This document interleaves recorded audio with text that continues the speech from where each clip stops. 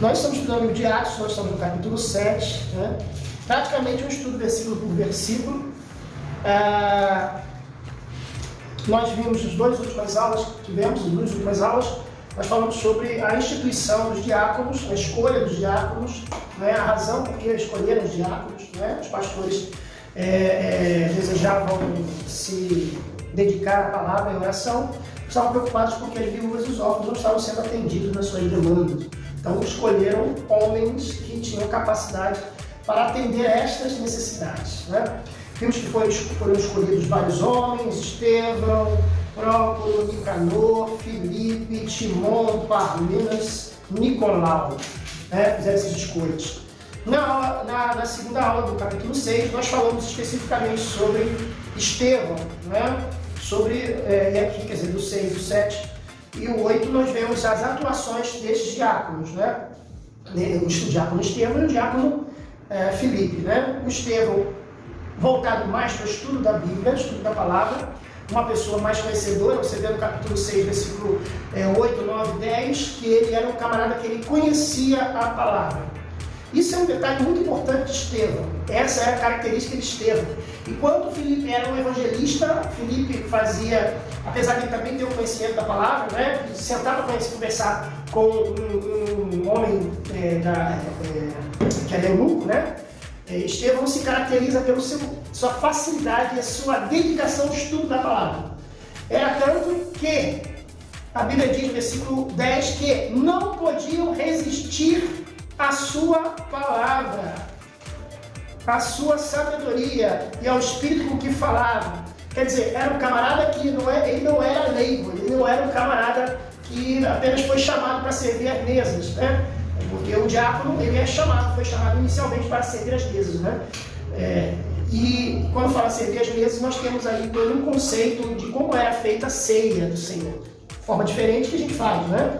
A ceia, como a gente faz, ela é muito atual, né? Como a gente faz nas igrejas, é muito mais denominacional do que bíblica no sentido literal. Porque a ceia era um grande jantar que os discípulos dos apóstolos tinham. Não é na igreja de hoje, ela faz da forma, mas os diáconos, eles não têm aquela função apenas de servir as mesas. A gente vê as características dos diáconos, não é? Que são auxiliares do pastor, da igreja, da denominação. Você vê aqui eles dando estudos, né? O próprio Estevão aqui, arrebentando a boca do balão aqui, levantando alguns que eram da sinagoga, chamados libertinos, dos sireneus, alexandrinos, dos que eram da Cilícia, da Ásia, disputavam com Estevão. Ele debatia pau a pau com esses caras. E esses caras, gente, conheciam muito das Escrituras. Esses caras conheciam muito da lei mosaica. E a Bíblia diz, no versículo 10, que não podiam resistir à sabedoria. Então, isso tem que ficar bem claro para você, para todos que estão aqui. E aí, o que eles fizeram? Eles armaram para Estevão, que é o que a gente vai estudar hoje.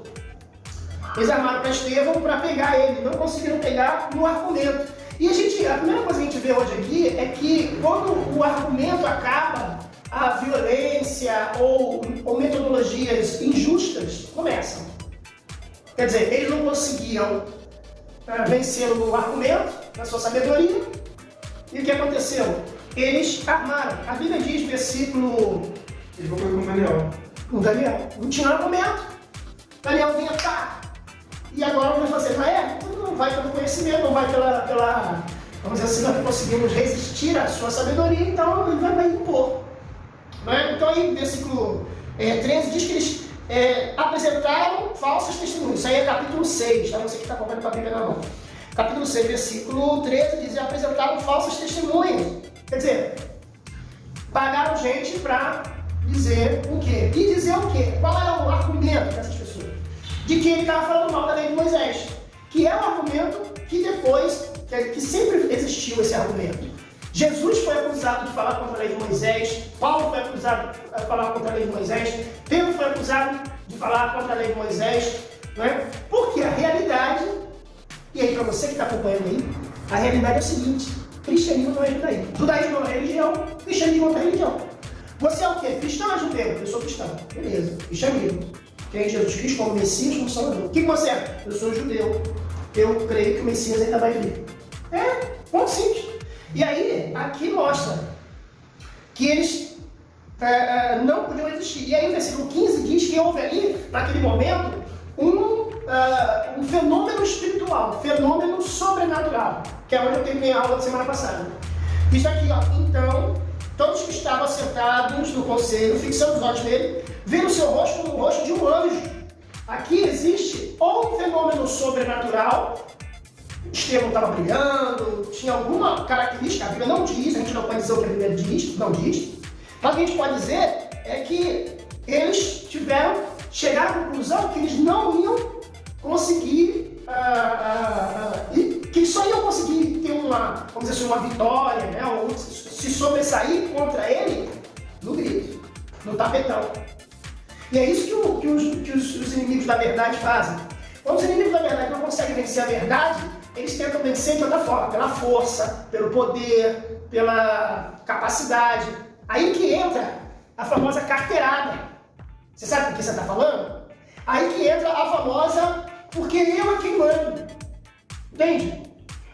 Porque quem é que paga aqui? Quem é que sou eu? Hoje a gente está falando com o Davi para cá sobre o que acontecia na década de 70, nas bandas que surgiram, as bandas de rock da década de 70 surgiram. Uma das bandas, eu não quero dizer o nome, porque se eu posso errar, então, uma grande banda que hoje é top, um dos componentes antigos da banda era o dono do som, tinha mais dinheiro. Aí ele patrocinou o som da banda.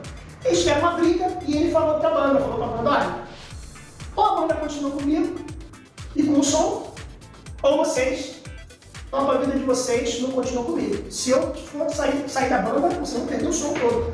A banda pagou pra ver. O que aconteceu? Ele ficou com o som dele e a banda cresceu exponencialmente. E hoje ninguém sabe quem é esse cara. E hoje todo mundo sabe quem é a banda. Então não adianta vencer no grito, não adianta dizer que eu tenho dinheiro, não adianta dizer que eu tenho poder, não adianta dizer que eu tenho o estabelecimento contra você. Não adianta. Se você estiver com Deus, no caso desse exemplo que eu dei da banda, claro, Deus não estava com essa banda, claro, mas eu estou dando exemplo que às vezes a pessoa quer vencer no grito. E no grito, ela não consegue. E aí o que aconteceu? Eles continuaram o julgamento, que é o capítulo 7, que a gente vai prosseguir hoje. E disse o sumo sacerdote, porventura é isto assim? E ele disse, varões irmãos, pais, ouvi, o Deus da glória apareceu a nosso pai Abraão, estando na Mesopotâmia, antes de habitar em Harã. Aqui nós vemos um texto que a gente, nós vamos ler muito brevemente, nós vamos fazer a leitura progressiva de tudo, e vamos fazer um comentário deste bloco de texto. Por quê? Porque aqui a gente percebe uma coisa, e quando, se você vai ler ou continuar lendo, você vai perceber uma coisa. Estevão conhecia muito. Aqui é o seguinte, ó, pra você ter uma ideia, eu já dei uma aula de cronologia bíblica, uma aula só com esse texto. Isso aqui é um resumo de Abraão até Moisés, se não me engano, né? É Moisés? Ele é Jesus. É Jesus. É um resumo da Bíblia. Resumo da Bíblia. O cara fez um resumo da Bíblia, um resumo da Bíblia. Você já parou para pensar na capacidade, na altíssima capacidade de Estevão para fazer esse discurso? Ele diz, ó, e disse, sai da tua terra, da tua parentela, dirige a terra onde eu te mostrar. Então saiu da terra dos caldeus e habitou em Harã, e depois seu pai faleceu e Deus trouxe para essa terra que habitais agora. Olha que interessante, ele sabia detalhes geográficos, ele sabia detalhes profundos. Porque uma coisa é assim, Abraão recebeu uma mensagem de Deus. Não, Abraão saiu de Harã e eu não consigo decorar essas coisas todas não. Então você percebe, lendo o texto aqui, lendo a forma com que ele falava, que ele tinha o conhecimento. E ele diz, e não sei, versículo 5, capítulo 7, né? E não lhe deu nela herança, nem ainda o espaço de um pé. Mas prometeu que daria a posse dela, depois dele a sua descendência não tendo ele filho. Falou Deus assim que a descendência seria peregrina na terra e maltrataria por 400 anos. Eu julgarei a nação dos que tiverem escravizado, disse Deus, e depois disso sairão e me servirão deste lugar. E dei o pacto da circuncisão, e assim gerou a Isaac e o circuncidou ao 8º dia, e Isaac a Jacó, e Jacó aos 12 patriarcas. E os patriarcas, movidos de inveja, venderam José para o Egito. Ele deu um pulo aqui, né? Ele tem um pulo aqui, ele tinha um poder de síntese muito boa, né? E livrando dele de todas as tribulações, ele deu graça e sabedoria ante Faraó, rei do Egito, que lhe construiu o governador em toda a sua casa, sobreveio então todo o país. No Egito caiu a fome e de grande tribulação, os seus pais não acharam ali alimentos. Mas tendo ouvido Jacó que o Egito tinha trigo, enviou nossos pais a primeira vez. E na segunda vez foi José conhecido com seus irmãos, a sua linhagem manifesta a Faraó. E José mandou chamar seu pai e a toda a sua parentela, que era de 75 almas. Olha mais detalhes, ele dá detalhes. Né? Quando ele fala dos patriarcas, ele está falando de Abraão, Isaac e Jacó. Sim. Porque os crentes têm mania de chamar todo mundo de patriarcas. Não, nós temos 3 patriarcas. Sim. Abraão, Isaac e Jacó. Isso. E Jacó desceu ao Egito e morreu, e nossos pais. E foram transportados para Siquém, depositados na sepultura que Abraão comprara por certa soma de dinheiro. Então esse detalhe importante que ele dá, e os filhos de Emor, pai de Siquém. Aproximando-se, porém, o tempo da promessa de Deus tinha feito a Abraão, como cresceu, multiplicou-se no Egito. Até que se levantou outro rei que não conhecia José, e este, usando de astúcia contra a nossa linhagem, maltratou nossos pais a ponto de fazer enjeitar as suas crianças para que não multiplicassem. Nesse tempo nasceu Moisés. Era muito formoso e foi criado 3 meses na casa de seu pai, sendo enjeitado, tomou a filha de Faraó e criou como filho. E Moisés foi instruído em toda a ciência dos egípcios e era poderoso em suas palavras e obras. E quando completou a idade de 40 anos, veio-lhe o coração de visitar seus irmãos filhos de Israel, e vendo o maltratando deles, defendeu e vingou o ofendido, matando o egípcio. E que ele cuidava de seus irmãos, entenderiam que Deus lhes havia de dar a liberdade para sua mão, mas eles não entenderam. E no dia seguinte, pelejando eles visto, quis levá-lo ao rapaz, dizendo: varões irmãos, que vos agravais uns ao outro, e que o que ofendia o seu próximo, repeliu, dizendo: quem te constituiu príncipe juiz sobre nós? Queres tu matar-nos como ontem mataste o egípcio? E a essa palavra fugiu Moisés e esteve como estrangeiro na terra de Midian e gerou 2 filhos. E completados 40 anos, apareceu o anjo do Senhor no deserto do Monte Sinai, numa chama de fogo, num sarçal. Aqui interessante que ele dá uma informação de que tinha a presença de anjo ali. Ou seja, Deus se manifestou como um anjo. Isso é importante porque essa informação... Gente, eu não tinha parado para esse detalhe, Tiago. Essa informação, né? Eu não estava fazendo leitura, estava pensando nisso. Porque a Bíblia diz lá, no livro de Êxodo, né? Que Deus apareceu a Moisés numa sarça ardente, foi? Foi. Mas lá tem anjo? Não. Lá tem citação de um anjo? Aqui existem 2 possibilidades. Aqui ele pode estar falando da tradição judaica, tradição da lei judaica, de algum escrito judaico, de algum, não sei se estaria no Talmud, eu não sei se estaria em algum outro livro judeu, ou a segunda opção que eu coloco aqui é que ele recebeu uma revelação de Deus. Interessante. Porque são nos pequenos detalhes que a gente encontra grandes coisas, no bom sentido. Né? Isso aqui é a teofania. Não é verdade. É mais uma teofania. Então, essa informação que Estevão está dando, ou foi tirada de algum tipo de literatura judaica religiosa da época, ou Estevão recebeu uma revelação de Deus quando ele fala que um anjo do Senhor apareceu no deserto. Isso para nós também explica o fato de sempre que tem o anjo do Senhor no Antigo Testamento ser uma manifestação do Deus encarnado. Assim como apareceu para Jacó, né? Isso. Apareceu para Abraão também como anjo do Senhor. Todas essas foram manifestações de Deus em carne, como se fosse humano, né? De forma humana. E aí isso aqui dá base para isso também. E a gente não pode esquecer de uma coisa. As Testemunhas de Jeová e os adventistas creem, alguns, que o anjo do Senhor é Jesus. Só que tem um detalhe. Os Testemunhas de Jeová acreditam que Jesus é um anjo. Ok? Jesus, na verdade, é o arcanjo Miguel para as Testemunhas de Jeová. Okay? Para os adventistas, não. Quando aparece o anjo do Senhor, os adventistas acreditam que essa expressão, anjo do Senhor, seria a manifestação de Jesus. Aqui ele está mostrando, não só apenas mostrando que ele sabe, ele está mostrando e provando para eles que ele não falou mal de Moisés. Mas existe uma dimensão, a gente está aqui, mas aí a gente pensa, o cinema demonstra muito isso, existe um multiverso, vamos dizer assim, Sim. existe um universo dentro do nosso universo que a gente não vê. Tanto é que quando aconteceu naquela questão de Geazi e o profeta, Deus falou assim, abre os olhos do moço, porque ele não estava vendo a verdade. Ele não estava vendo o mundo espiritual. Mas tem muito moço que Jesus precisa abrir o olho. Fala, Tem um detalhe também que, assim, os olhos são como o servo do Senhor, assim como nós somos também. Então, Deus já fez todo o trabalho de criar o mundo, de fazer todas as coisas, e Ele botou os olhos para fazer as funções dele, né? As funções que Ele quer que ele a faça. manutenção. Isso aí, não tem, acho que, assim... Ele não faz nada, né? Pela forma como Deus fez, não faz sentido ele botar a mão para fazer algumas coisas que ele tem anjos para fazer para ele, né? Então, ele está sempre acompanhado de anjos. E a gente sabe que agora, nesse momento que a gente está aqui, existe uma guerra espiritual. Sim. Por quê?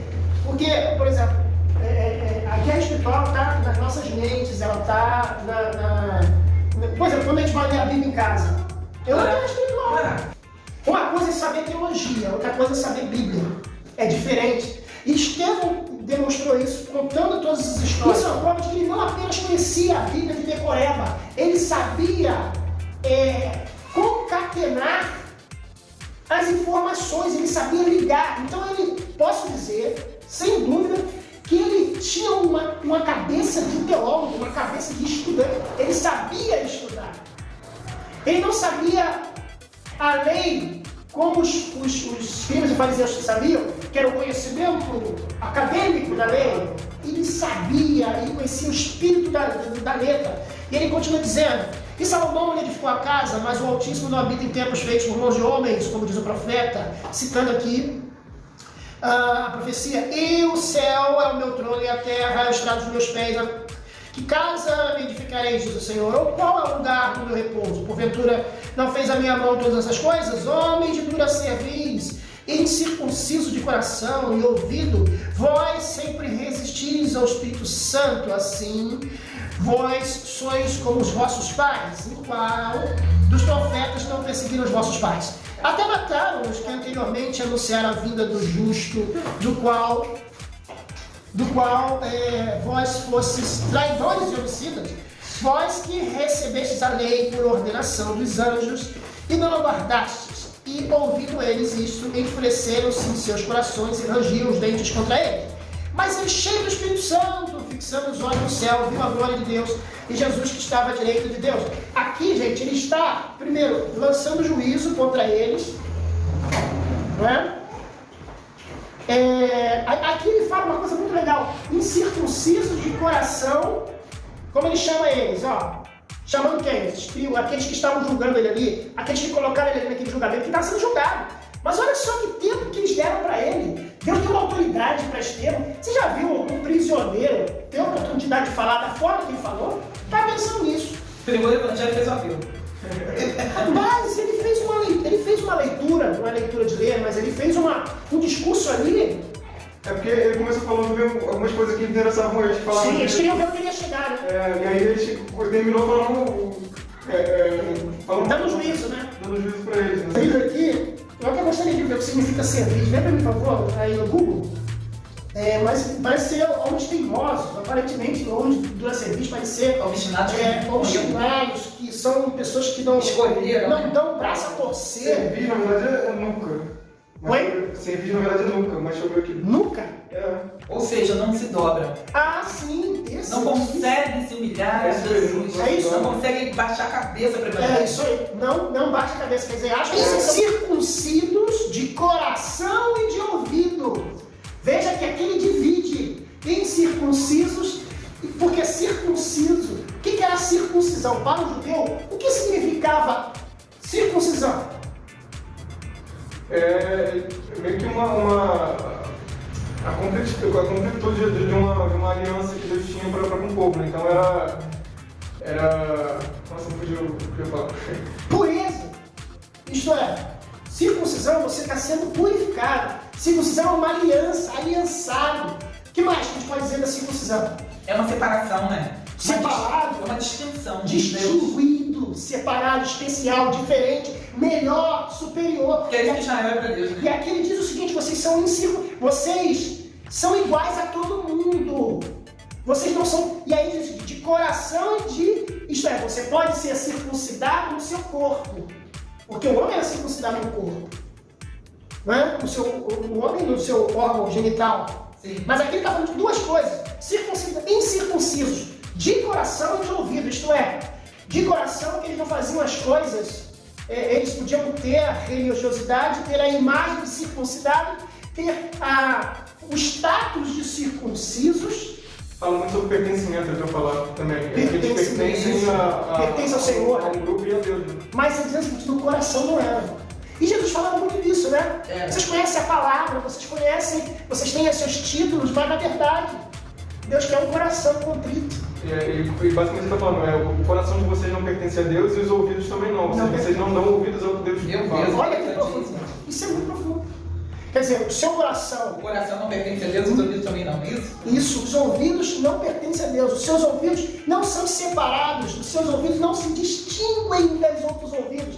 Isto é, vocês ouvem igual todo mundo. Vocês, na aparência, vocês não cometem pecado. Vocês são muito certinhos, vocês andam diferente, vocês andam... Mas o seu ouvido você ouve o que não deve, os seus olhos você veem o que não deve, as suas mãos tocam o que não deve. Continuando aqui, o que ele diz para os seus jogadores. Olha só que interessante. Agora, terceira coisa. Primeiro ele fala dura cerviz. Segunda coisa que ele fala, incircuncisos, aí você divide em A e B. Letra A, incircunciso de coração. Letra B, incircunciso de ouvido. Agora vamos lá. Número 3. Vós sempre resistis o Espírito Santo. Opa, essa é forte, hein? Aí nós temos uma apostasia. Aí a gente tem pessoas que são visualmente muito... bonzinhos, têm uma imagem muito agradável, mas a verdade é que eles são igual aos seus pais. Ele fala aqui, ó, assim vós sois como os vossos pais, quer dizer, resistir ao Espírito Santo, não ouve o Espírito Santo, não atende o Espírito Santo, não atende a Deus. E aí por isso que eles são circuncisos, que a conclusão que Lucas chegou ali. Porque eles não ouvem o seu coração não está, como é que você falou? Não ouve a Deus, não ouve a palavra de Deus. Não ouve, o seu coração não ouve a Deus, os seus ouvidos não ouvem a Deus. Então é porque... E quem é que fala? É o Espírito Santo que fala. É o Espírito Santo que faz esse papel de falar. E ele diz, a qual dos profetas não perseguiram vossos pais? Até mataram os que anteriormente anunciaram a vinda do justo, o qual agora fostes traidores e homicidas. Agora ele está aqui falando sobre os que vieram antes de Jesus. A gente está falando aqui de João Batista, ok? Aqui, até mataram os que anunciaram a vinda do justo. O justo aqui quem é? Jesus, está falando de Jesus. Aqui está falando dos profetas que vieram antes de Jesus. Depois está falando de João Batista. E agora está falando de Jesus, que é o justo. Né? Da qual agora fostes traidores e homicidas. Quer dizer, agora foi o seguinte, ó, vocês, mais uma vez aqui, mais um texto da Bíblia mostrando e provando que quem mandou matar Jesus não foram os judeus, não foram o mundo, né? Mas foram os escribas, fariseus, hipócritas, esses homens aqui, os homens de religião, religiosos, tá? Então é para você abençoar a pessoa e você compartilhar. Compartilhe com outra pessoa esse vídeo para que a pessoa possa crescer nesse conhecimento. Semana que vem estaremos estudando ainda a segunda parte do capítulo 7. Deus abençoe vocês. Até a próxima, em nome de Jesus.